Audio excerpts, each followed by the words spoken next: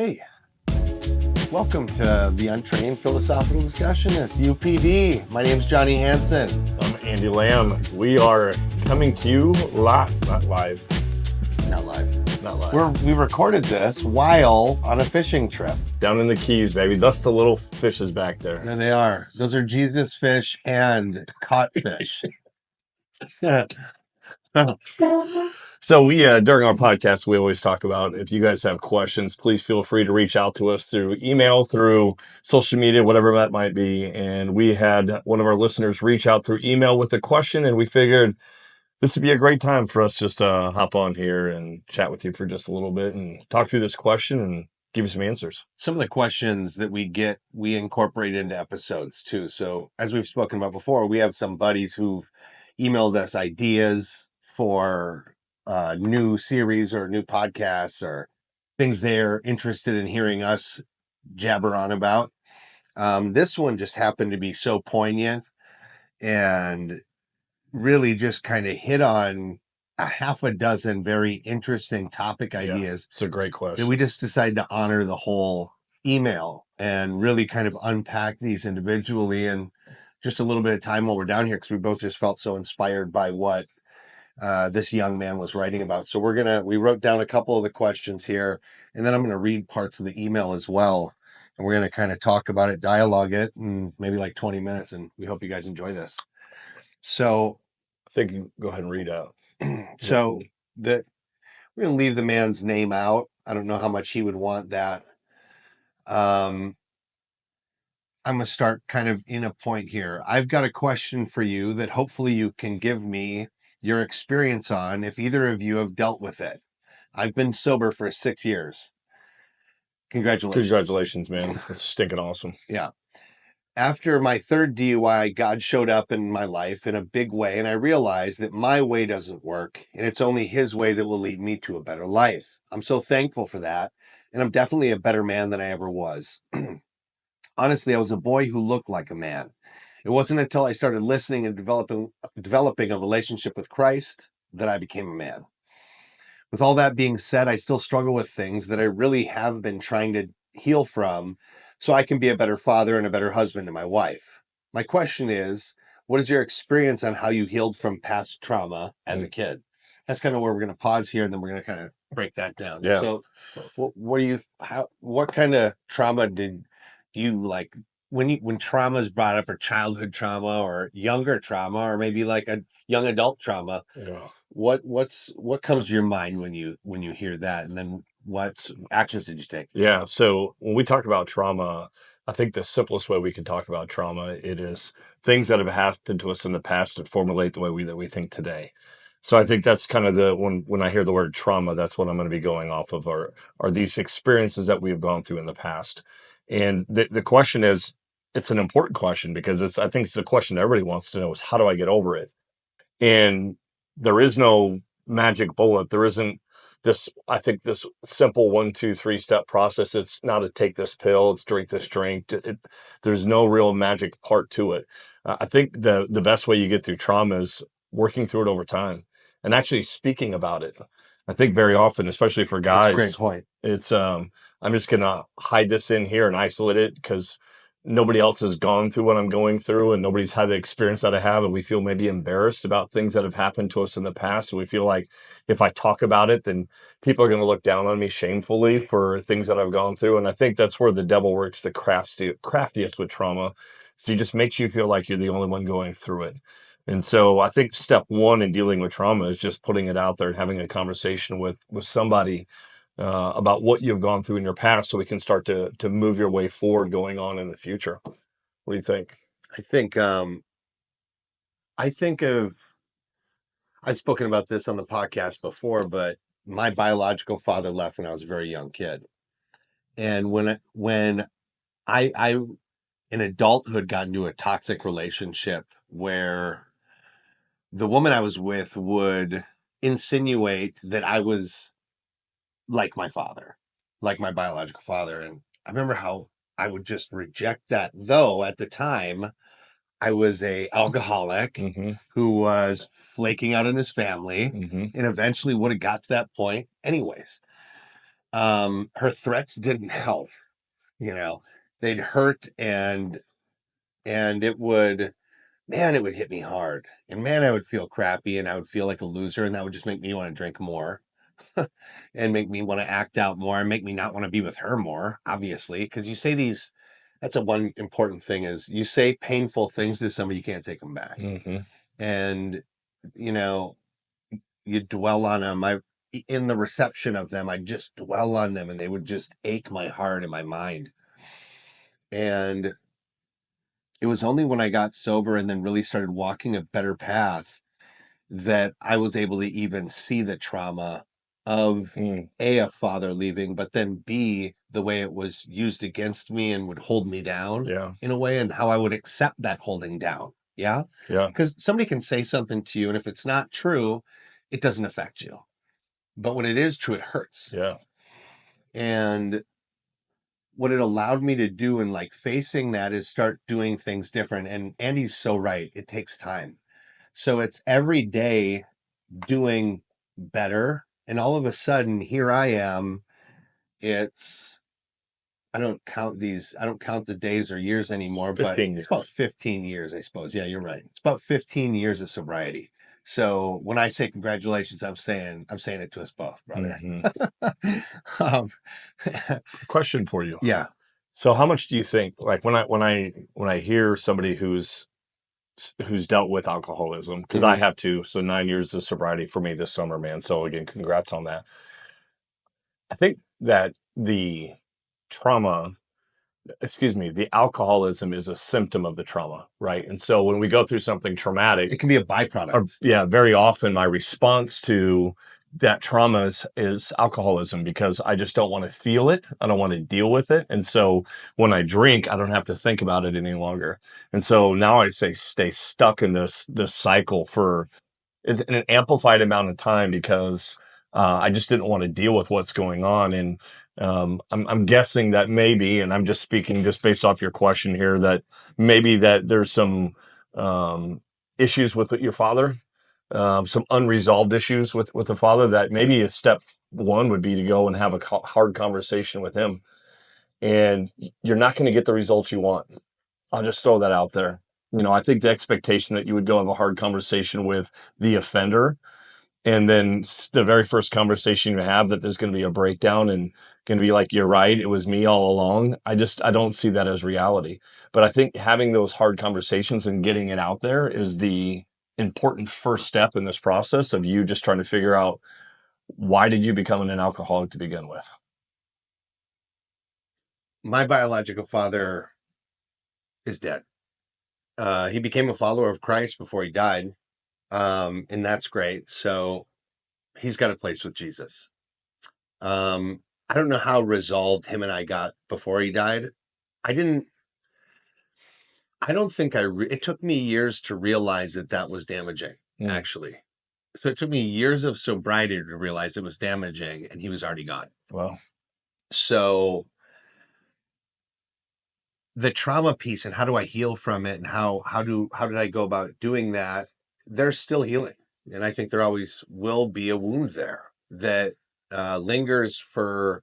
I find it in various places. I find it in my work life, because I always have to be working. I always have to be working. If I have a month off, I spoke of this recently, but if there's a month off, I'm chasing my wife around. Honey, you got any chores I can get done? Because I can't just chill out. Um, but what I can do each day is live a better life. I can be a better husband. I can be a better friend. I can be a better father. And with each day makes weeks, and with mm, each week makes months. And all of a sudden you're at years of being a better man. And then you look over the past of your life, again, 15 years. I didn't even drink that long. I wasn't old enough to have drank that long in any capacity. I'm only 45. So you start doing the math here and you go, wow, I've lived a longer life, sober, active, a participant in the people that I care about's lives. And that is healing. mm, And it gives me composure, and it gives me integrity, and it makes me reliable. And then I have to dwell on those things when the devil inside wants to kind of say that I'm not, uh, valuable or wants to challenge my worth and my identity, I'm able to push back with Christ and what he's done for me, but also to say, like, I'm out of that. That doesn't define me Yeah, anymore. it was so good, man. Yeah, it's that finding victory Yeah. and recognizing the victories that you've had in your life and what you do have in your life. I think refocusing our minds a lot of time on what we have right in front of us with a wife, a kid on the way. I mean, your relationship with Christ, you found Jesus now, and I think if we can change our mindset to have more of a heart of gratitude, it'll really help us out and not be focusing on the things that have gone wrong and done bad in our lifetime. I think what the devil is really, really good at is he's the accuser, right? And so he sees the things that are in your past. He knows those things, and so he knows the card to play on you. Like he knows the words to speak to you that you have heard in your past that cause you to reflect and think about yourself in a negative manner. And we always have to look at it and go, what does Jesus say about me? I'm a son of God. I'm one of his. And I think in those moments when we're really feeling the pain and the hardship of those traumatic experiences, that we just ask the question, what does Jesus say about me? It's a quick little fix in a moment like that to help us maybe rethink about what we're feeling in that moment. And double down, contact that mentor that you have that's in your life that's a spiritual Christ following brother, for a man, sister for a woman, and contact them to let them tell you those words. Sometimes those words are hard to Yeah. find inside, Yeah. and then it takes a homie. I call my homie right here. Hey man, I'm flipped out for this reason. And then the depth of our friendship over all this time has accumulated. He knows. And then he's going to pour into me. He's going to he's going to pray for me while we're on the phone and remind me of who I am, and vice versa, and because that's so key right there. It is. What the advantage of us doing this podcast, this is our therapy. Yeah. We just put all of our therapy sessions online for you guys to all hear and be a part of it. No doubt. So, hey, you can start a podcast too.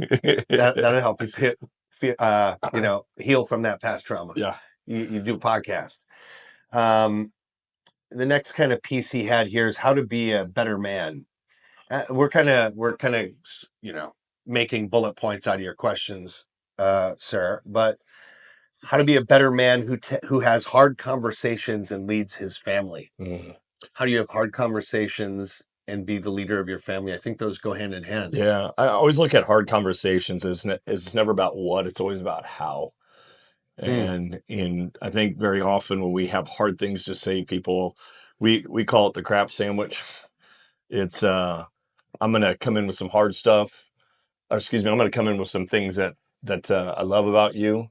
Then I'm gonna come up with the hard stuff in the middle, and I'm going to come back in and love on you again. And so that way I can get my point across with being able to walk away from somebody going, man, they really do care about me. I think hard conversations are vital. They're important as men. Johnny and I have had some hard conversations with each other over the years. Yep. And what ended up happening because of it, it made our friendship stronger, made our relationship stronger, because we knew that we could have that hard conversation. We could toe that line. And then the response that came out of it was growth.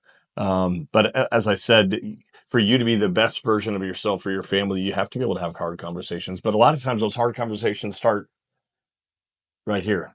Having that hard conversation with myself. Am I doing what I need to do? Am I being the best version of myself that I can be? The answer to that's always no.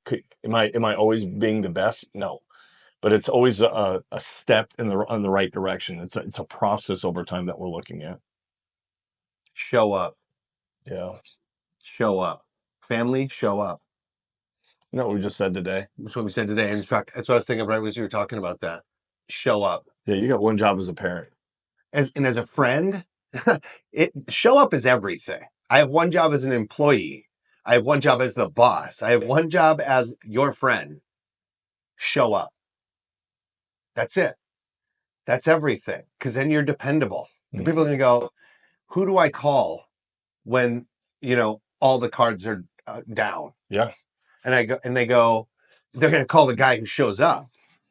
When my kids are scared, they're going to look to dad because dad's always right there. Yeah. When my family members are in need and they know that they need more than what they have, they're going to call me. Why? Because show up. Mm-hmm. I always show up. Everybody knows in my family now that I'm a show up guy. And you know what? I wasn't a show up guy. Mm-hmm.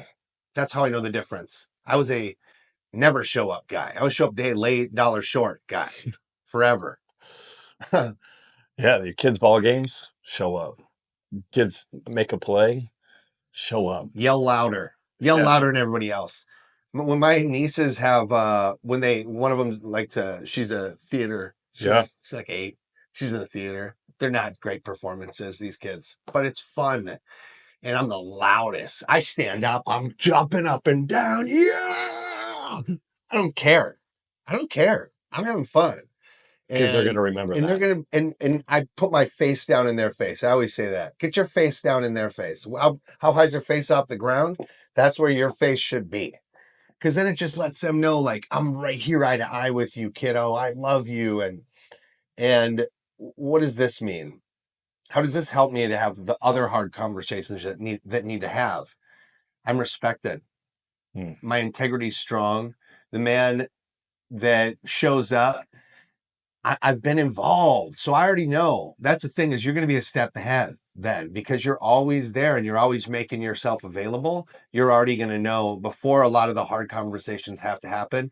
And then when it is actual hard conversations, the level of integrity and discipline that you've already presented to everybody is going to make you the trusted one. Mm-hmm. They're going to come to you because they know you have the answers. And even if you don't have the answers, they're going to trust whatever direction you want to head. Yeah. And because, again, you've been able to like be this honest, show up guy. I mean, that's everything. It is, man. It's just being reliable. Show up. Think of the people that are the crappiest in your life, and they're the ones that don't show up. Mm-hmm. They're probably not even in your life anymore. Frankly, as you get older, you wipe those people off your slate. I can't even have anybody around don't show up. Yeah. Those people, it's such good words of wisdom, man. 2 words, show up, man. Show up. Just show up. Number 3, how to avoid people pleasing. I fall into this category, man. Jeez, do ya? Yeah. Do you think?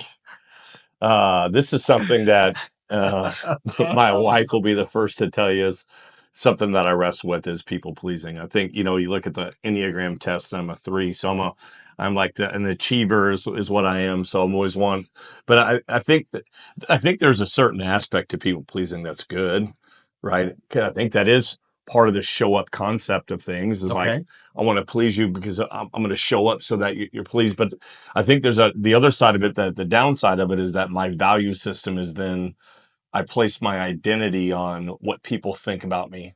And because of that, I don't think I always do the best job of serving them well, because my intention sometimes behind it can become, I'm just going to keep doing this thing for other people and showing up, and then it's to the detriment of my family.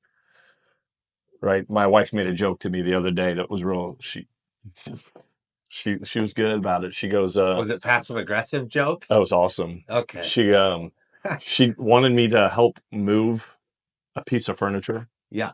And I kept saying, I'll do it. And then she said, I'll just send you a message through the church app. Right. To get you to do it. That's pretty solid for you. It is. Yeah. Because my involvement in wanting to serve and do all the time, and sometimes I do it too much. And you can take something good like that, and then it becomes something negative. And so we want to make sure that our focus is always going to be on making sure my home is taken care of first. And then everything else becomes after that. Gosh, I don't suffer from people pleasing. What? This doesn't apply to me. What? Truthfully, clearly, What? if anything, I would say I've had to become a pleaser of people. What does that mean? It means I show up. Once again, sorry, but that's what it means. I didn't for so long. So everybody was very unpleased with me, and I thought I would just be like, well, they're already unpleased with me. Why do I even have to try? Mm-hmm. And I didn't try. Mm-hmm. I'd try with the relationships I wanted to have, but I certainly didn't go anywhere out of my way to make new converts of Johnny. You've come a long way in that, though, I think man. so. You've come along that way. Like when, So I'm only, again, right. I'm saying I'm coming from this opposite direction of learning how to be um, extroverted towards those who need that bit, and to step that extra step towards being friendly to folks when sometimes I don't want to engage in that way. Mhm. And I think serving at the church has helped, because I work, when I serve, I'm right at the door. So I'm just talking to all those people. You're at the door too, so Mhm. and that is helpful to like be cheerful. And well, it's also in the back of the place, which is where I already sat previous to that. And secondly, they don't have any chairs back there, so I can like rock out when the music's playing. I know it sounds so corny, but I love the music at our church. I'm rocking out. If you've been to our church and you ever come to our church, you will see me in the back on Saturdays going nuts. That's exactly right. Um, so yeah, I've had to learn how to talk to those people, and because there is a demand for me to be kind when they come in, I could be the first person. This could be their first time ever showing up to a service in a church Mhm. ever, And it's your face and they have to it's see? yeah, hova, hiva. They could be, I could be the one that talks to them, and maybe they look at me and they go, "Man, this guy." They let this You guy. saying to them, "I'm glad you're here," could be the first kind words they've heard all week, There's absolutely that, right?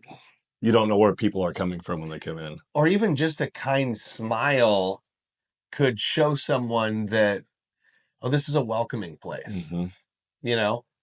So that's, I guess, we're beating this up, but that's been my intention towards pleasing people Yeah, a that's little good. more, That's good. and doing it like selflessly. It's not, I know what you're saying. What you're saying is like, you want everybody to like you.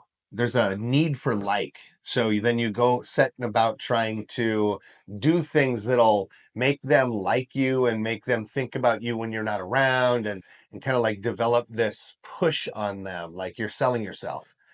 And yeah, that's not me, but I think we intersect. So your way intersects with mine at that selfless act of it.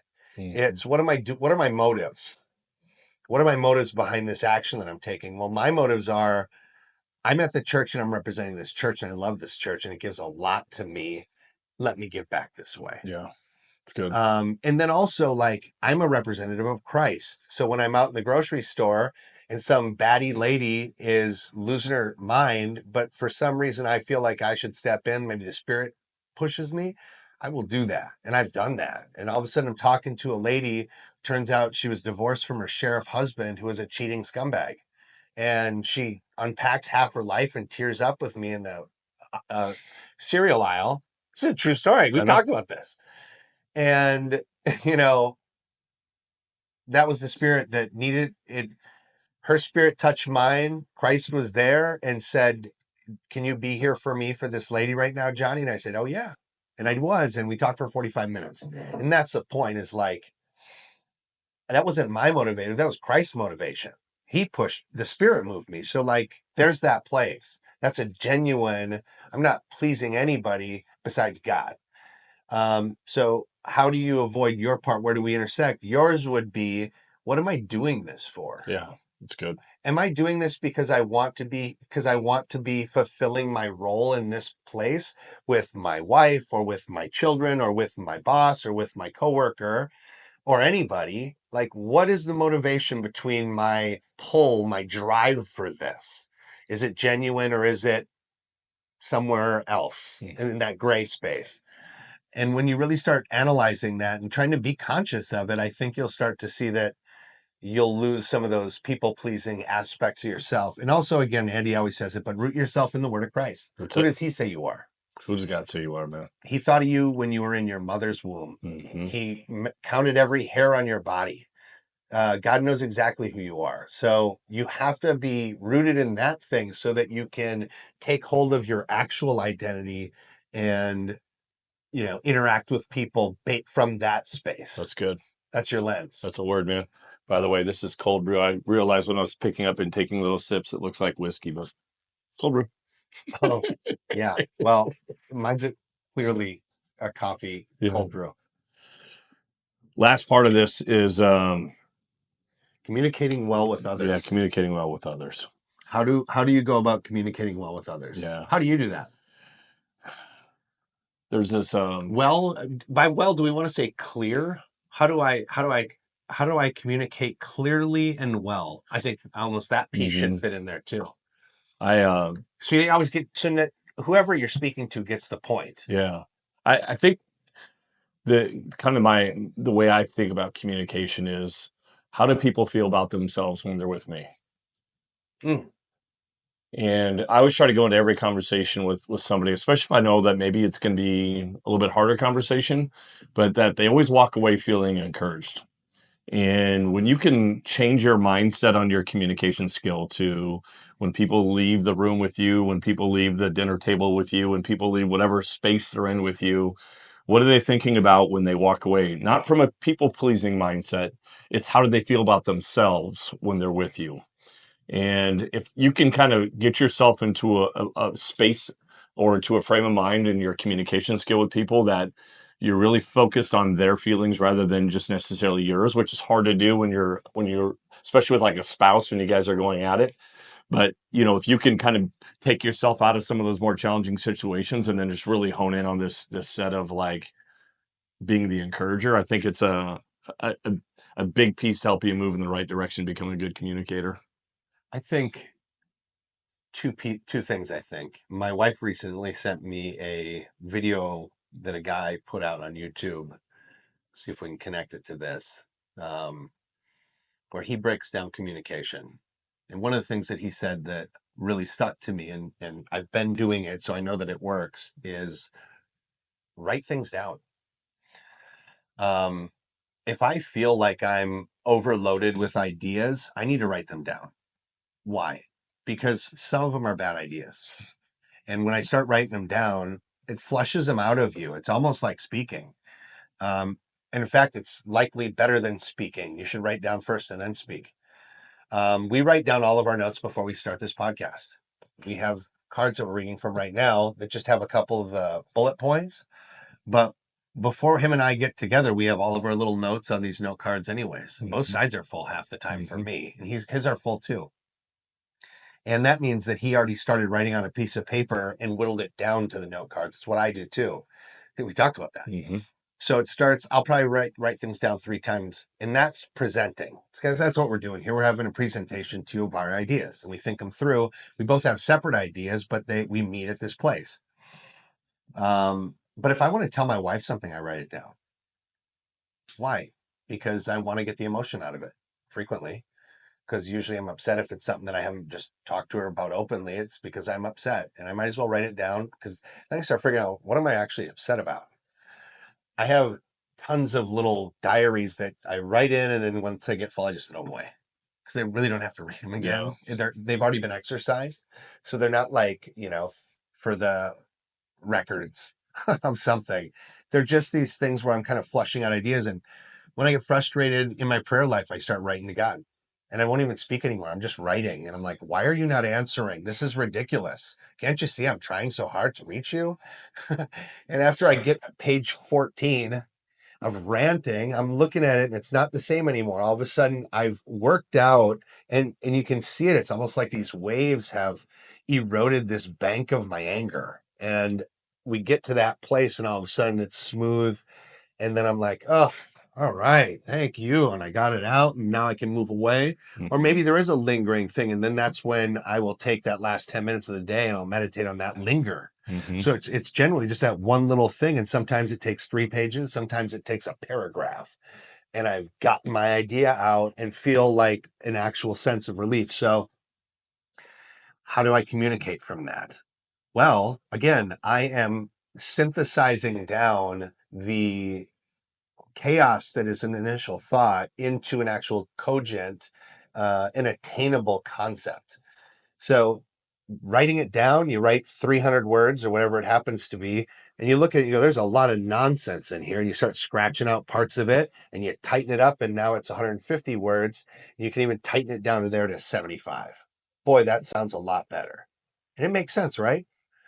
But we don't end up writing much down as adults. I don't know many friends of mine that write stuff down. Yeah, that's good. That's a But good word. we do it all the time because we started doing this. I was doing it slightly before it. My wife had mentioned doing journaling for some of my prayer stuff because she said she was doing it. But since we do it now, man, I'm doing it 2 to 3 times a week. I'm sitting down with putting pen to paper, and there's something special about that. To me, it's better than just having the phone out. The phone is fine and it's great for like a quick idea. I put it there. But when I really want to flush an idea out, I take pen, I put it to paper. That's good, man. That's good wisdom. You know, the other part of being a good communicator with people, repeat what they said. If you're having a conversation with somebody and they're saying something to you, repeat what they said back to them, because what it does in their brain, it lets them know that, oh, they're actually listening to what I said here. Eye contact is super important. Facial expressions, posture. There's so many different things that you can add into becoming a good communicator. But ultimately, if it's just having this sincere heart of wanting to know what's going on with people, we live in a world today where people are so self focused. We're so hyper focused on the here and now, and with social media and everything that we have with Amazon, right? I want something, I want it now. We live in this world where we want expectations, we want answers right away. And I just don't think that's reality when it comes to the skill set of communication. I think being patient with people is going to be one of the best attributes that you could have to just becoming an overall well-rounded communicator with people.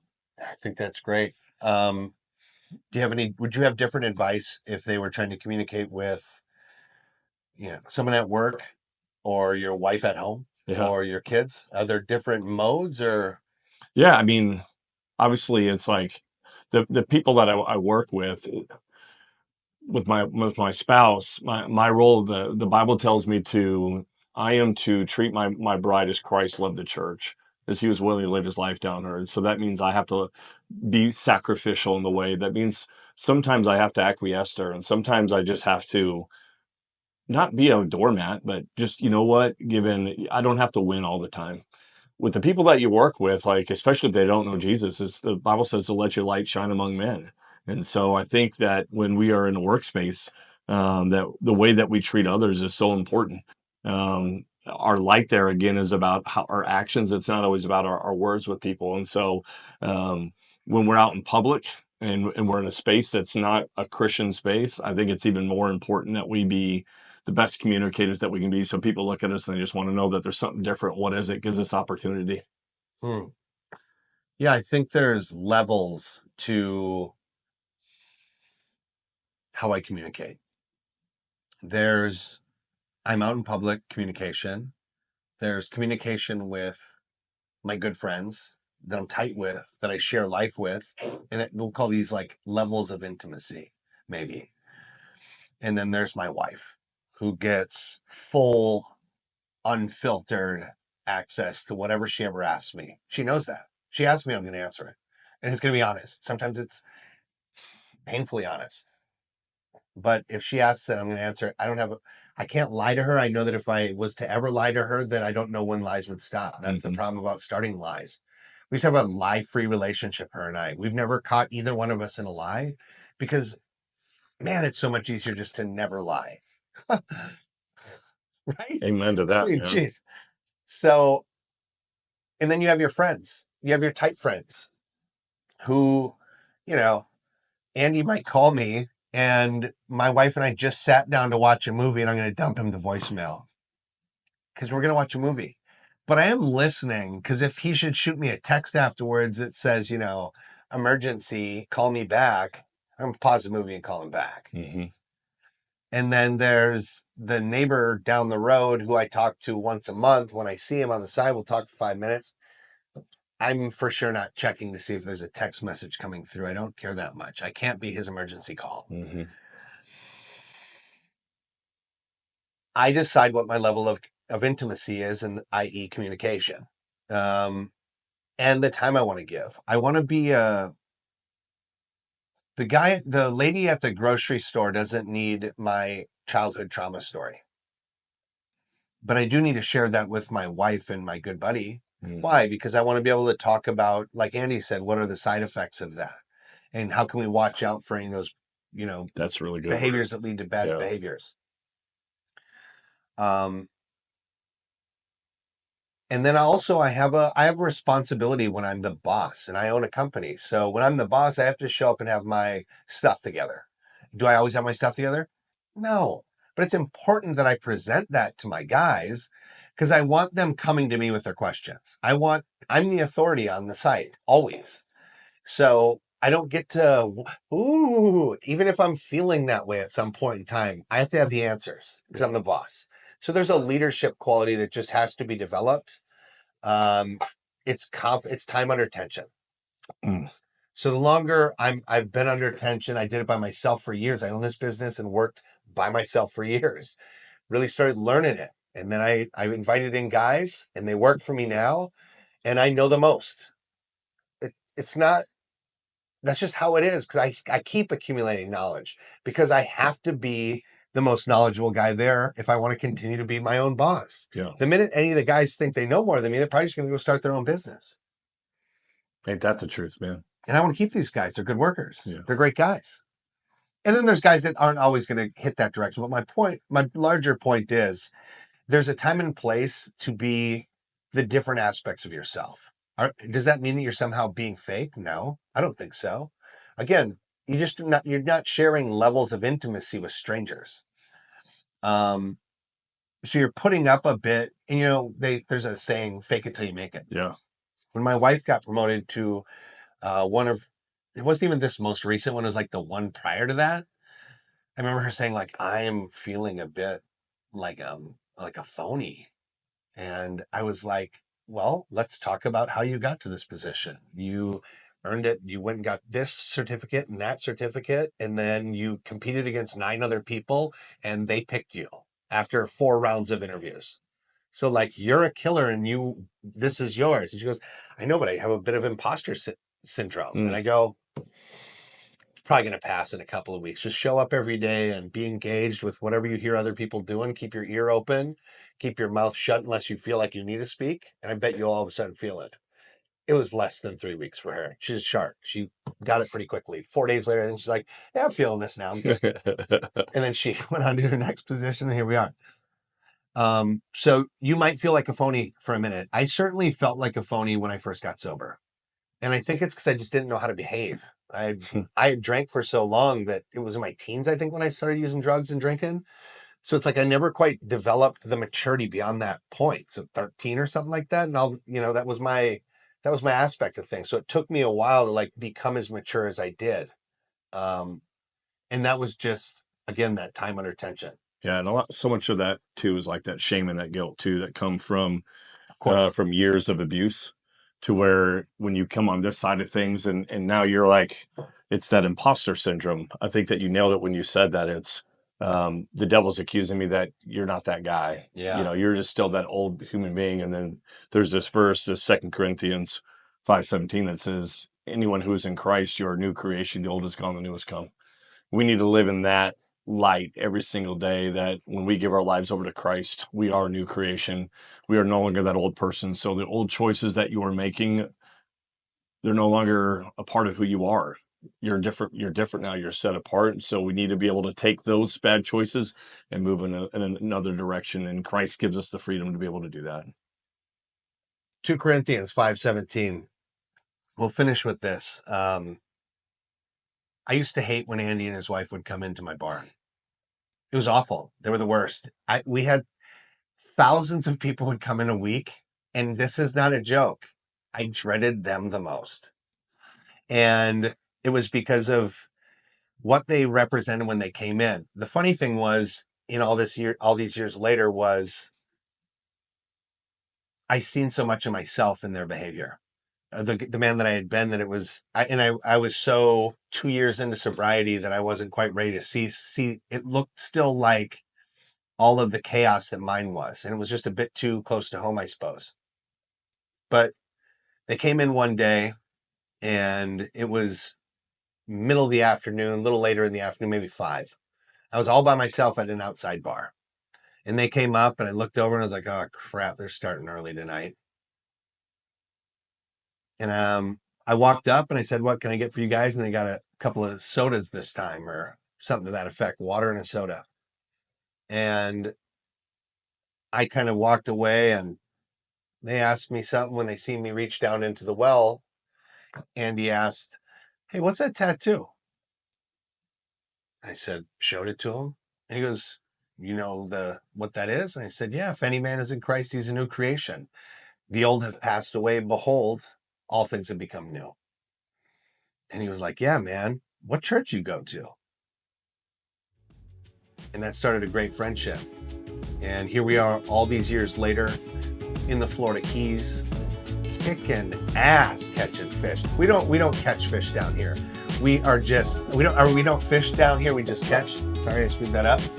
We just catch. That's it. We know guys, and they got spots, and we hit those spots, and we just slaughter.